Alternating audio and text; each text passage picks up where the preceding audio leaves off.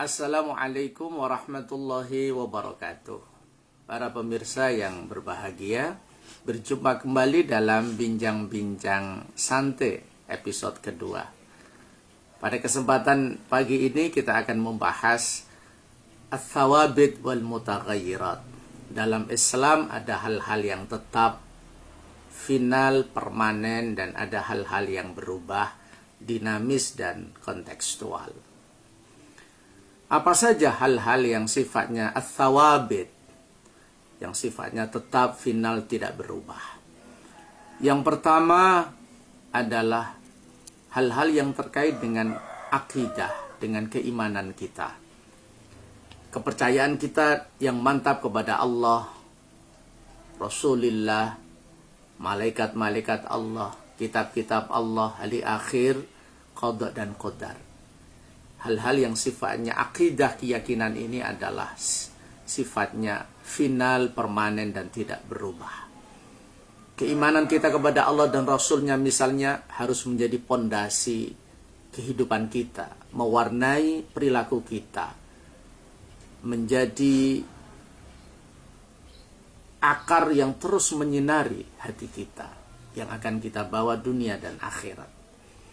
Yang kedua, para pemirsa, hal-hal yang tetap tidak berubah adalah hukum-hukum yang sifatnya qat'i atau pasti, yaitu hukum-hukum yang lahir dari teks Al-Quran dan hadis yang tidak menunjukkan makna yang lain kecuali hanya satu makna, dan tidak boleh ada ijtihad, ada kreativitas, ada inovasi manusia di dalam memahami teks itu.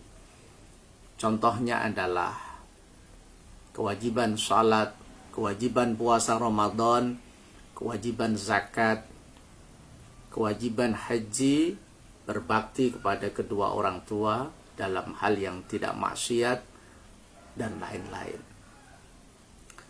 Para pemirsa yang berbahagia, hukum-hukum yang qat'i ini, yang lahir dari teks, sumber-sumber hukum, yang tidak menunjukkan makna lain selain makna yang ditentukan, itu tidak boleh berubah kapanpun dan dimanapun dan oleh siapapun. Ketika ada orang yang mencoba untuk mengubah itu, maka kita pastikan akan tertolak. Karena ini adalah termasuk usulul Islam, hal-hal yang fundamental di dalam Islam. Tidak boleh ada yang berpendapat sholat itu makruh, sholat itu sunnah, sholat 5 waktu maksud saya, puasa Ramadan itu sunnah, haji itu sunnah, atau zakat itu sunnah. Karena ini termasuk hukum yang qat'i, yang lahir dari teks Al-Quran dan hadis ala maknan muta'ayyan, makna yang sudah ditentukan, dan tidak boleh ada makna yang lain karena akan menimbulkan kebingungan di dalam beragama. Para pemirsa yang berbahagia, sesuatu yang tetap dan tidak berubah, yang ketiga menurut sementara pakar adalah hal-hal yang sifatnya universal, prinsip-prinsip kemanusiaan universal di dalam Islam.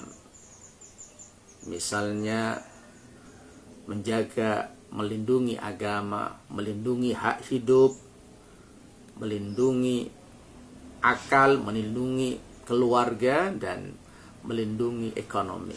Al-Kulliyatul Khams: hifdzud din, hifdzun nafsi, hifdzul mal, hifdzun nasli, hifdzul aqli. 5 hal yang fundamental ini menjadi pokok utama di dalam Islam yang harus dilindungi kapanpun dan dimanapun.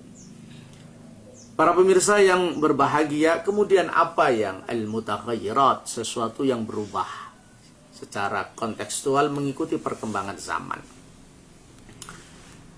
Yang pertama tentu saja hal-hal yang terkait dengan muamalat, relasi manusia kepada manusia yang lain, dalam hal keluarga, hukum keluarga, dalam hal ekonomi, dalam hal sosial, dalam hal politik, bahkan dalam konteks pergaulan antar bangsa. Hal-hal yang sifatnya muamalah ini prinsipnya adalah tidak boleh ada pemaksaan, tidak boleh ada penipuan, tidak boleh ada diskriminasi, tidak boleh ada pelecehan, dan lain-lain. Sifatnya fleksibel, Sehingga di dalam konteks muamalah misalnya ada banyak pandangan para ulama. Misalkan bai'ul urbun, bagaimana hukumnya. Ada banyak pandangan ulama seperti itu. Bagaimana hukum merokok, bagaimana hukum menyentuh perempuan, apakah membatalkan wudhu apa tidak. Itu termasuk hal-hal yang sifatnya muamalat, yang sifatnya fleksibel. Oleh karena itu dalam kajian usul fikih, hal-hal yang sifatnya mutaghayyirat itu masuk dalam nas yang sifatnya dhanni, yaitu lafadz yang menunjukkan satu makna tetapi ada kemungkinan pada makna yang lain. Contohnya teks-teks Al-Quran dan hadis yang di situ menunjukkan makna mushtarak. Ada satu kata punya dua makna, atau di situ ada lafadz yang am dan perlu ada taksis dan lain sebagainya. Misalnya lafadz al-quru. Al-quru ini ada yang memaknai haid, ada yang memaknai suci. Sehingga perempuan-perempuan yang ditinggal mati suaminya, ini ada dua pandangan. Ada yang menunggu yatarabbasna bi anfusihinna thalathata quru, ada yang mengartikan 3 kali sucian, ada yang mengartikan 3 kali masa haid. Nah, yang kedua misalnya lafadz yang am, hurrimat alaikumul maitah, diharamkan kepada kamu bangkai. Nah, bangkai ini apakah semua bangkai atau ada yang dikecualikan? Karena dalam hadis Nabi ada yang 2 bangkai yang dihalalkan, salah satunya adalah bangkai laut, maitatul bahari, bangkai laut. Jadi hal-hal yang sifatnya ada teks yang punya makna mustarak atau am atau mutlak, yang di situ harus ada yang muqayyad, maka semua itu masuk kategori mutaghayyirat yang berubah. Para pemirsa yang berbahagia, apa hikmah yang kita petik dari kajian al-thawabit wal mutaghayyirat? Yang pertama, dalam hal-hal yang sifatnya keimanan, hal-hal yang sifatnya ajaran-ajaran yang fundamental dalam Islam, harus kita perkuat, harus kita kembangkan wasailnya, sarana prasarannya. Masjid kita renovasi, kemudian tempat-tempat ibadah kita renovasi dengan baik, keilmuan kita mantapkan, dan keakidah kita senantiasa kita tingkatkan kualitasnya. Yang kedua, hal-hal yang sifatnya al-mutaghayyirat, yang berubah secara kontekstual. Kita harus berpikir dinamis, solutif, dan kontekstual. Fikih atau Islam harus hadir untuk menjadi solusi problematika zaman. Jangan ada fanatisme berpendapat, jangan ada ekstremisme, tapi kita berorientasi kepada solusi. Bagaimana problem-problem keluarga, problem-problem bisnis, problem-problem politik, problem antar negara itu dengan asas musyawarah, dengan asas demokrasi, dengan asas muasyarah bil ma'ruf, pergaulan dengan baik, dengan asas taradhi, saling mensukseskan, meridhoi, saling mensupport satu dengan yang lain.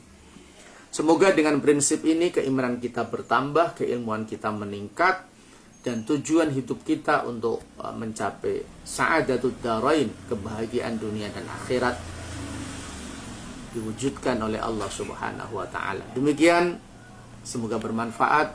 Kurang lebihnya mohon maaf. Wa'afu minkum. Wallahul muwaffiq ila aqwamit thoriq. Assalamualaikum warahmatullahi wabarakatuh.